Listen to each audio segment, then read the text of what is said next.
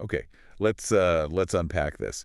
I was looking at my credit card statement the other day, and I had this moment of Mild horror. yeah, exactly, mild horror between the streaming subscriptions, the artisanal coffee, and the essential tech upgrades. My discretionary spending is basically non-existent. Right.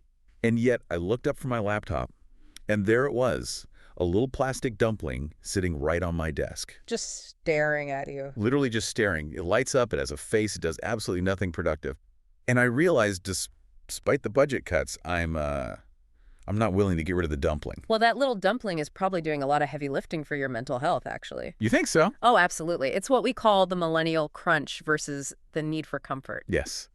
And that brings us exactly to what we're doing a deep dive into today. The kidult phenomenon. Right, this massive shift where adults are now the primary drivers of toy sales. We see it with brands like Jellycat, and those Warmies millennials and Gen Z are basically agreeing that toys just don't have an age limit. They really don't. But specifically, for you listening, we're looking at the economics of play when you also have a mortgage to pay.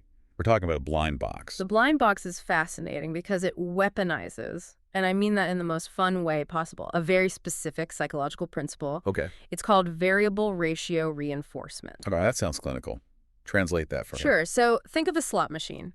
If you won every time you pulled the lever, you'd get bored pretty quickly. Right. And if you never won, you'd quit. But if you might win, if you don't know what you're going to get. The uncertainty. Exactly.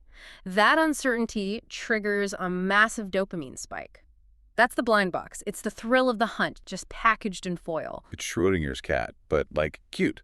Precisely. Until you open it, it is both the rare character you desperately want and the common one you already have 3 of. That potential is what you're actually buying. But here's the friction point, and this is what I really want to challenge you on today as we go through our sources. That dopamine hit is getting expensive. Oh. Like, really expensive. I'm seeing this cuddly cult phenomenon with brands like Pop Mart, where those Labubu monsters are selling for upwards of $40 on the resale market. Yeah, or Sunny Angels hitting $30. Exactly. $30 for a piece of plastic the size of my thumb. If you have bills, that adds up fast. It's the hype tax. When a collectible becomes a status symbol, the price completely decouples from the manufacturing cost. Right. You aren't paying for the plastic anymore. You're paying for the clout. So if I'm not a crypto millionaire, but I still want that hit of whimsy for my desk, where do I go? That's the mission for today's deep dive. It's a solution to the problem. Right. We are looking at Smoko because they supposedly offer that same detailed, whimsical experience for a fraction of the price. We're talking under $18, sometimes as low as $7. Smoko is the perfect case study here. They've managed to create this massive cult following without the cult prices. Which is the price of a sandwich in most cities now. Actually, less than a sandwich in some places. Exactly. So the question we have to answer from the source material is, at that lower price point, are you just buying junk? No. Or have they actually cracked the code on affordable quality? Because usually cheap toys are just cheap toys. Right. Let's start with the entity itself. Who is Smoko? Because looking at their branding, they seem very LA. They are quintessential Los Angeles. They launched around 2011, and their whole defining commitment is to work and whimsy. Work and whimsy. Yeah, and that is a very deliberate pivot from traditional toy companies. How so? Well, traditional toy companies, think Mattel or Hasbro, they design for the play patterns of children. They focus on durability for roughhousing or bright primary colors for visual development. Sure, that makes sense. But Smoko designs for what they call the deskscape. The deskscape. I love that term. It's a real thing. They understand their target audience is adults who never quite feel like fully growing up. Yeah. These are people likely staring at a monitor for 8 hours a day. Right. They don't want a toy to play with on the floor. Exactly. They want an adornment, something to soften the corporate edge of their workspace. So that explains the product range. I was looking through the notes, and it's not just blind boxes. Not at all. It's ambient lights shaped like boba tea, mochi plushies, bag charms. It's all about comfort. But let's look at the sheer variety they offer. It is a deep catalog. Yeah, I was surprised to see just how many different series they have. Over 40 different blind box series. And what's really smart is their mix of IP intellectual property. They have their own bespoke characters like Hank the Yeti. Oh, I have thoughts on Hank. We'll get to him. We definitely will. But they also secure partnerships with major legacy brands. Miffy, the Dutch Rabbit, Care Bears, and perhaps most interestingly, QP. QP.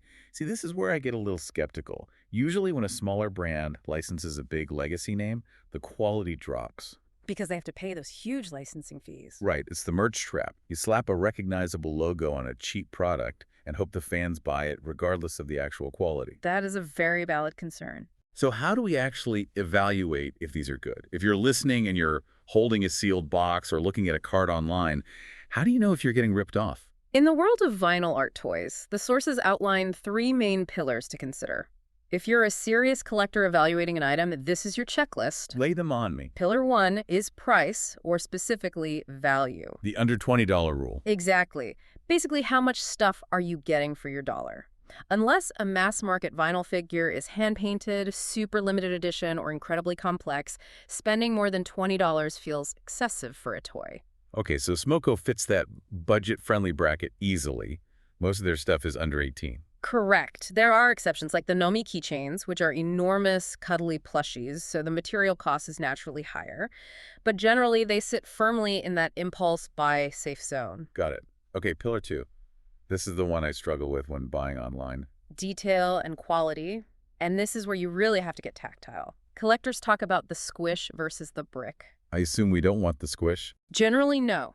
Cheap, hollow plastic feels oily and gives way when you squeeze it. High-quality vinyl rotocast vinyl should feel dense.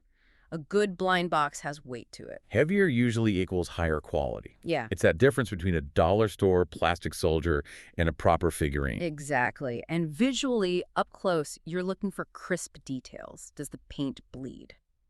Smoko is surprisingly good at this. They use pad printing that keeps the visual details very sharp. And the third pillar, Authenticity. which feels kind of weird to say about a $12 toy. Are people really bootlegging these? Rampantly. The danger of buying from random sellers is huge. You risk getting counterfeits or dupes made from inferior, sometimes unsafe chemicals. So stick to the brand site or trusted resellers. Yes. Places like Urban Outfitters, just to be safe. Okay, so we have our framework: value, quality, authenticity. Now, here's where it gets really interesting for me. I want to apply this to the QP connection specifically. The QP and Cups blind box series. Yes, because when I dug into the source material on this, I found out I knew absolutely nothing about the history of QP. Most people don't. We just think of the mayonnaise brand, right? Yes, or just a generic, slightly creepy baby doll. Well, the QP and Cups series from Smoko is a masterclass in blending that nostalgia with the modern deskscape aesthetic. You have these 5 variations cherubs sitting in bowls, teacups, kettles. The one in the cupcake liner is the one that caught my eye. It's just ridiculously cute. It is, but look at the face. The sources highlight the angelic expression. Getting that specific wide-eyed look right on a piece of vinyl that's less than 3 inches tall is difficult. Because 1 millimeter off, and it looks deranged, it goes from cute to haunted doll very quickly. Exactly. But the real expert insight here isn't just about the plastic itself. It's the historical lineage. The plastic pouch features classic illustrations by Rose O'Neill. This is the part that blew my mind. I had no idea QP had an author, let alone this specific author. Rose O'Neill was a titan.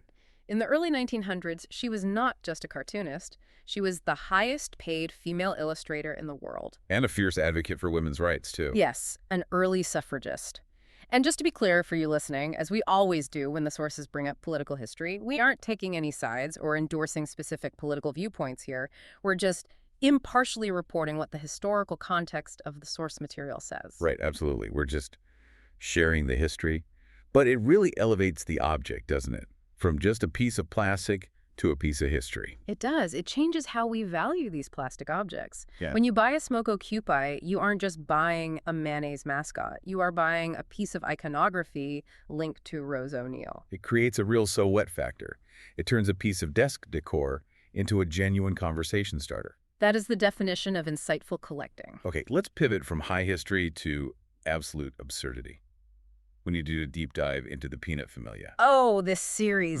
This is where Smoko gets delightfully weird. It's a family of peanuts.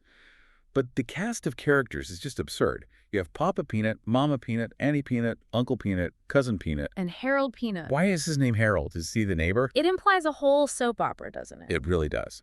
But from a technical standpoint, going back to our quality pillar, the tactile details on this series are interesting because of the material. Right. The sources mention it's a weighty vinyl that feels soft to the touch.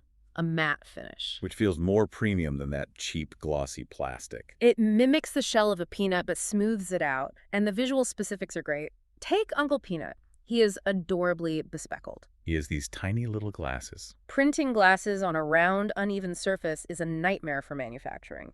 Pulling it off at this price point is impressive. But the real aha moment here, the showstopper, is Mama Peanut. Yes. The surprise within a surprise. Explain this, because it's brilliant. So unlike the others, Mama Peanut actually opens up. You pop open the shell, and hidden inside are two tiny peanutling babies. It's peanut inception. Think about the tooling cost for that. You need separate molds for the top half, the bottom half, and the two babies inside, and you have to engineer it to snap shut satisfyingly. And they're selling this for what, under $16? It adds an incredible fidget factor to the toy. It's interactive. If that's on my desk, I'm definitely popping it open and close while I'm on a Zoom call. And that interactivity deepens the bond with the object. It stops being background noise. Speaking of bonding with objects, let's talk about the Smoko Friends Sleeping series, because this perfectly captures that work and whimsy vibe, but mostly the exhaustion part of work. The vibe is just cozy, snooze-worthy displays. We are all tired. The cast is great. You have Potato on a pillow, Lilby Dumpling, Billy Beats, Midori Daikon. And a Lodi unicorn on a cozy star. But we need to discuss Hank Yeti. Hank is fantastic. He isn't just sleeping, he is sprawling out on the floor. And there is this specific narrative detail on his chest. He's holding a tiny book, and the title of the book is How to Be a Yeti. How to Be a Yeti. That tiny detail adds so much narrative depth to a static object. A cheaper toy would just have him sleeping. By adding the book, he has imposter syndrome. He's a Yeti, but he feels like he needs to study the manual. It completely mirrors the user's anxiety, but neutralizes it with cuteness. It's just small moments of light in a stressful world. Exactly. Okay, for the listener who is strictly looking at the budget, maybe the $15 price point still feels a bit high. There is a budget option. Yes, the Tato Treats Mini Blind Box. This is the $7 price point. $7. The theme is mini but mighty. They are all food-based themes. The menu has all these possibilities: a roll cake, fruit sando, cinnamon roll, chocolate croissant, donut, flan, matcha cake. Now, usually, mini means a bad paint job. Not here. The source specifically points out the pancake stack option. It's very easy to just make a beige blob at that scale. Right. But Smoko includes a charming pat of butter on top that actually has dimension. It creates a visual contrast. Even at $7, they aren't treating the customer like a fool. They respect the aesthetic. And that creates trust, which keeps people coming back. So, we've established the what and the why. Now we need to quickly hit the logistics of collecting. If you want to start a collection, where do you buy? We need to revisit the authenticity argument here. There is a very explicit warning in the sources against Amazon and eBay for these specific items. Because of the prevalence of counterfeits? Counterfeits, yes, but also a practice called weighing. Unscrupulous sellers will weigh the blind boxes because different figures have slightly different weights, open the rare ones to sell at a huge markup, and then sell the common ones as if they are a random mystery. Wow. So you're guaranteed to get the one nobody wants. Exactly. Good. The recommendation is always direct to consumer. The Smoko website is the safest bet to ensure you get the real deal and that high-quality, weighty vinyl we talked about earlier. Rather than a cheap knockoff. Right. So, to synthesize all of this for you listening, we started off talking about how you don't need to spend $40 on a Labubu to get that dopamine hit. You really don't. Smoko offers detailed, weighty, and historically interesting options, like the Rose O'Neal Q-Pie for under $18. It proves that the value of play in adulthood isn't just about mindless consumption. No, it's about those small moments of light, like a bespoke Yeti reading a book on how to be a Yeti right in the middle of your stressful workday. Which brings up a really fascinating point to consider. What's that? When does a toy actually become art or decor? That is a great provocative question for you to mull over. Is it the price tag that makes it art?